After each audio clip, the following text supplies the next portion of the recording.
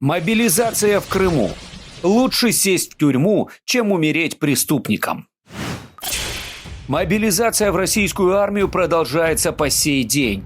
Оккупанты предлагают подписать контракты, обещают высокую оплату, перспективу в карьерном росте, земельные участки, социальные выплаты.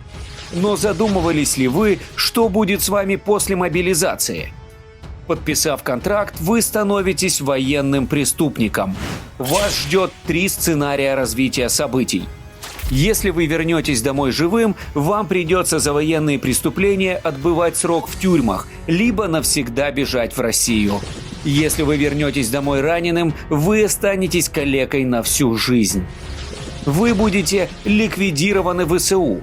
На вашу могилу будут плевать, и ваши родственники не получат выплаты за вашу смерть.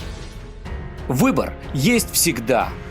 Что же делать, если вы получили повестку? Саботировать. Отказаться от участия в российско-украинской войне. За это вы можете попасть в тюрьму, но лучше оказаться в тюрьме, чем умереть преступником. Избегать получения повестки. Покинуть полуостров, если есть возможность, и выехать в третьи страны. Сдаться в плен ВСУ.